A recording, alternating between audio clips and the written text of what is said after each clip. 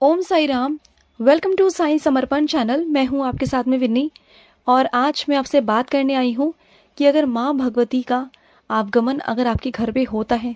तो उसके क्या संकेत हैं कि माँ भगवती आपके घर पर आ चुकी हैं, उनका प्रवेश आपके घर में हो चुका है। कुछ ऐसी चीज़ें हैं जो संकेत हैं जिनके द्वारा आप ये पता लगा सकते हैं कि माँ भगवती आपके घर पर आ चुकी हैं। उनका रहम नज़र, उनका आशीर्वाद आप पर हो चुका है, उनकी कृपा आप पर हो चुकी है ना। तो ये सब जानने के लिए मैं आज आई हूँ एक छोटी सी वीडियो लेकर, जिसके माध्यम से आपको बताऊंगी वन बाय वन, और आप उससे रिलेट करना कि आपके घर में ऐसा कुछ है तो आप समझ जाना कि आपके घर में भी माँ भगवती की कृपा हो चुकी है, माँ भगवती का आशीर्वाद आ चुका है। तो सबसे पहला जो संकेत है, सबसे पहला संकेत कि आपके घरों में ना आपके 9 दिन के जो व्रत थे या फिर 9 दिन जो थे या अष्टमी या नौमी, इन सबको इंक्लूड करके अगर आपके घर में कोई भी छोटी सी भी कन्या अगर अपने आप आपके घर में आई है, प्रवेश किया है उसने, या आपसे कुछ मांगा है या कहीं से भी आई है, कुछ भी है, तो समझ जाइए कि आप पर माँ भगवती की कृपा हो चुकी है। अगर माँ भगवती आपसे प्रसन्न है ना, तो वो अपने आप छोटी सी कन्या को आपके घर पर ज़रूर भेजेंगी, किसी न किसी रूप में। माँ दुर्गे के 9 रूपों में से कोई भी रूप माँ का आपके घर पर आ सकता है, कोई भी कन्या आपके घर में आ सकती है। कभी आप ये मत समझना कि एक अच्छे से सुंदर से वस्त्र पहनकर ही कोई कन्या अगर आपके घर में आएगी तो ही वो माता का रूप है, ऐसा नहीं है।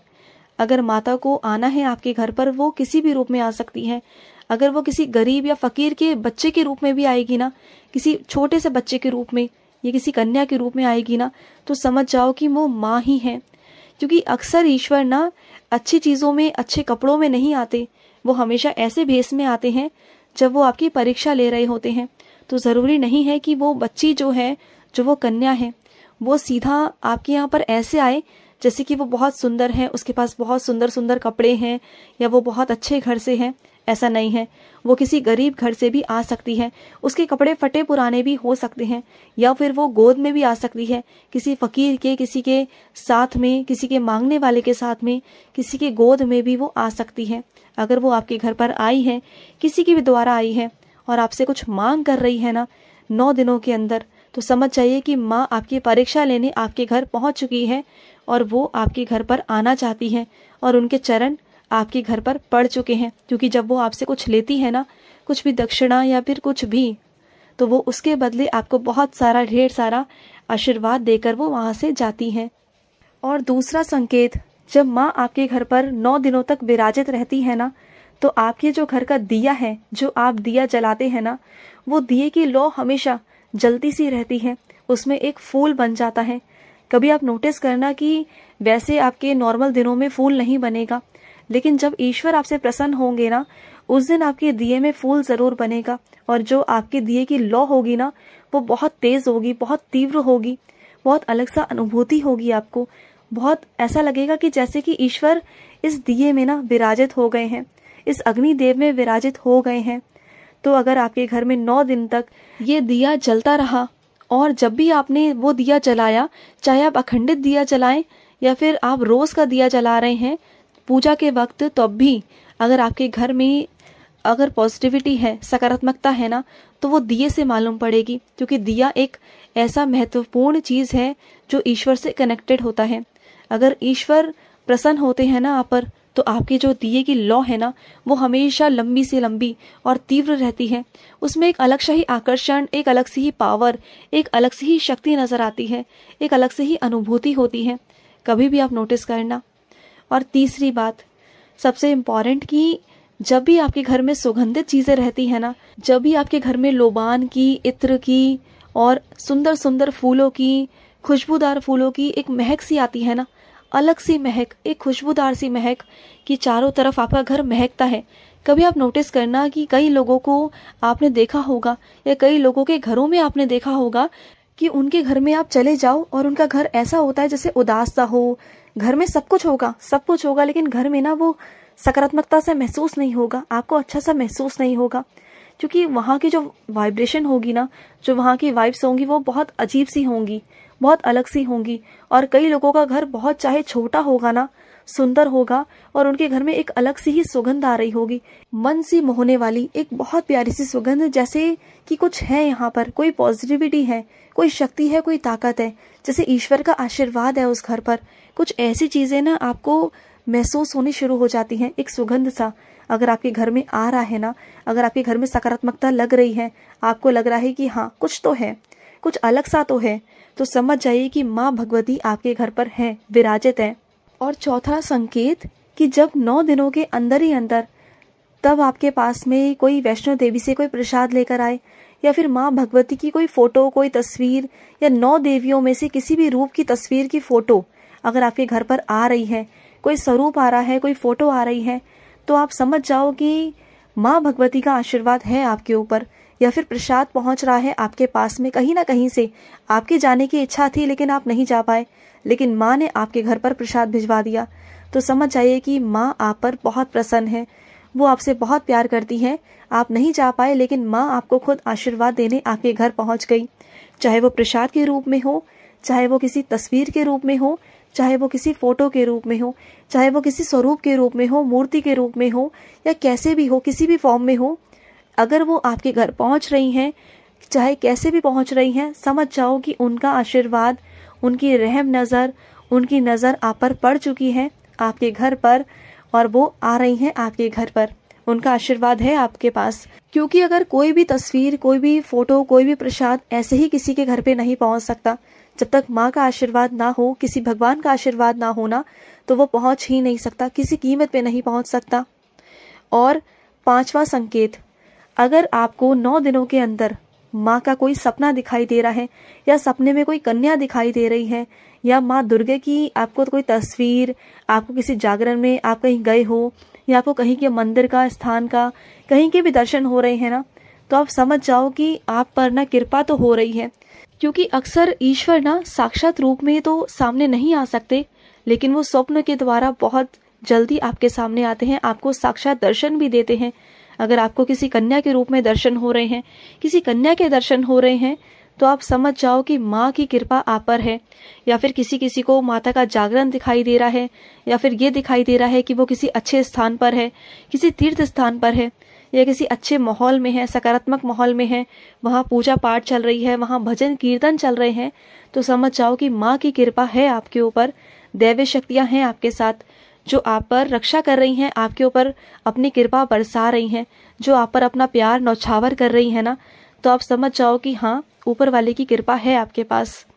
और 6ठा संकेत, अगर आपके पास में कहीं से कोई नारियल आ रहा है, नारियल एक बहुत शुभ माना गया है पूजा पाठ में। अगर आपके घर में नारियल आ रहा है किसी के भी द्वारा, कहीं से भी, कुछ भी, तो आप समझ जाओ कि माँ की कृपा आप पर है। क्योंकि अक्सर नारियल माँ के प्रसाद में ज़रूर शामिल किया जाता है। नारियल का बहुत बड़ा महत्व है, ये सब आप जानते हो। नारियल को एक शुभ कार्य के लिए हमेशा इस्तेमाल किया जाता है। अगर नारियल आपके घर में आया है कहीं ना कहीं से, किसी भी स्थान से, किसी भी तीर्थ स्थान से, या किसी मंदिर से ना, तो आप समझ जाओ कि आपके घर पर ना कुछ अच्छा होने वाला है ना। और 7वां संकेत ये है कि जब आप कभी इन दिनों के अंदर ही अंदर आप किसी तीर्थ स्थान पर जाने वाले होते हो, अचानक से आपका प्लान बन जाता है कि आपको जाना है। आपने सोचा नहीं होता कि आपने जाना है या नहीं जाना है, लेकिन अचानक से आपको जाना पड़ जाता है, अचानक से आपका प्लान बन जाता है, या फिर किसी न किसी के थ्रू आप चलने लगते हो कि चलो चलते हैं। और कभी आपके पास पैसे नहीं होते, कभी इंतजाम नहीं होता, कुछ नहीं होता, लेकिन जब आपको तीर्थ स्थान पर जाना होता है, आपकी टिकट्स होती हैं, तो अचानक आपके पास में पैसे आ जाते हैं। तो वो क्या है? वो लीला है माँ की, कि माँ आपको बुलाना चाहती है। माँ चाहती है कि उनका बच्चा उनके दरबार में पहुँचे, उनका आदर सत्कार करे, उनका सम्मान करे, उनके दर्शन करे। वो तुम्हें कुछ देना चाहती हैं, वो तुम्हें कुछ बनाना चाहती हैं, तब जाकर माँ अपने बच्चों को वहाँ बुलाती हैं। तो अगर आपको इन 9 दिनों के अंदर तीर्थ स्थानों पर जाने का मौका मिल रहा है ना कहीं से भी इंतज़ाम हो रहा है ना, कुछ भी हो रहा है ना, आप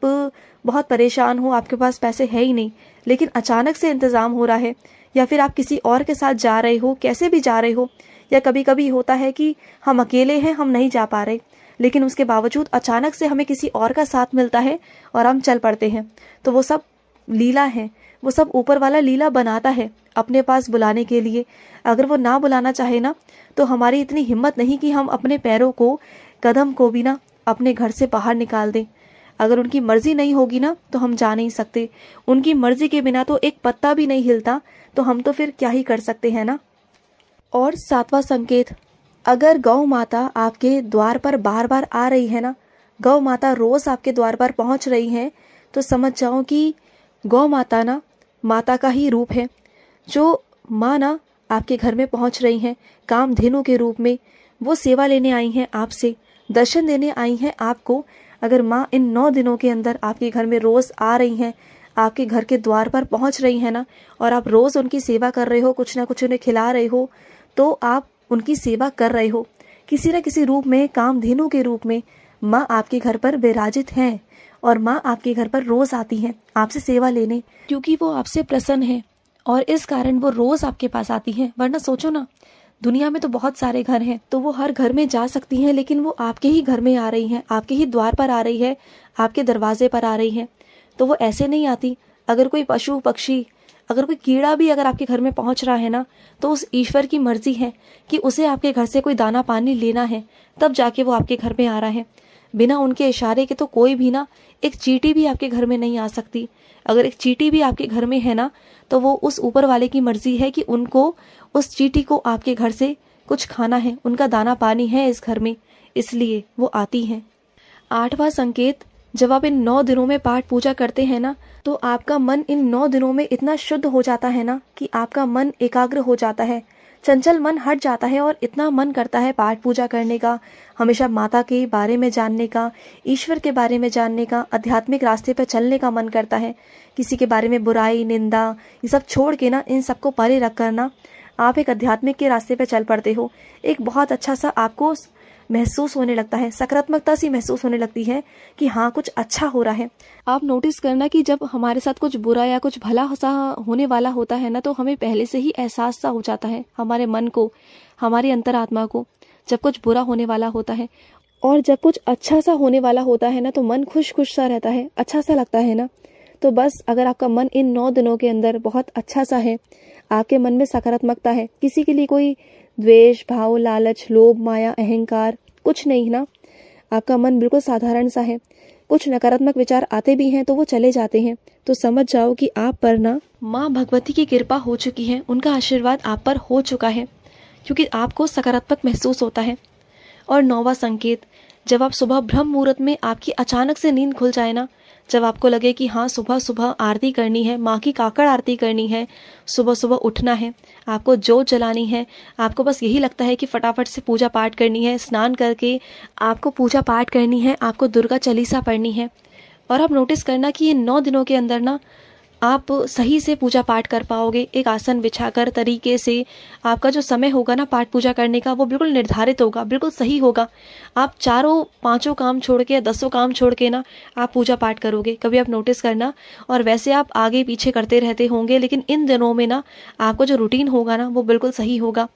आप बिल्कुल समय से पूजा पाठ करेंगे, बिल्कुल सही समय से, क्योंकि आपका मन लगने लगता है पाठ पूजा के अंदर, आपको मन से अच्छा महसूस होता है, आपको सुकून मिलना शुरू होता है, आपको शांति महसूस होनी शुरू होती है, आपके मन में एक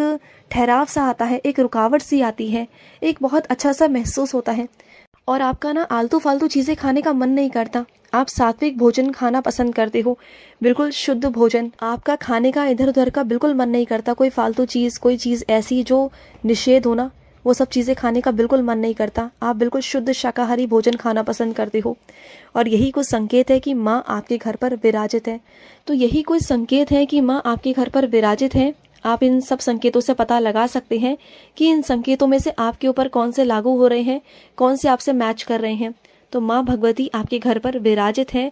और आप अच्छे से अष्टमी नवमी मनाइए, अच्छे से पूजा पाठ करिए। माँ भगवती की कृपा और साईं की कृपा आप पर बनी रहे, हमेशा आपके पूरे परिवार पर बनी रहे, मैं यही कामना करती हूँ। सबके रोग दुखों को माँ घर से निकाल दे और आपके घर में सकारात्मकता दे, आशीर्वाद दे, सबको बहुत प्यार दे। और अगर आपके भी कोई अनुभव है बाबा से रिलेटेड, अगर आप कोई भी अनुभव हमारे साथ शेयर करना चाहते हैं, तो स्क्रीन पर चल रहे नंबर पर आप हमें कॉल कर सकते हैं, या फिर आप हमें व्हाट्सएप करके हमें बता सकते हैं। तो चलिए मिलते हैं नेक्स्ट वीडियो में, तब तक के लिए ओम साई राम, जय साई राम।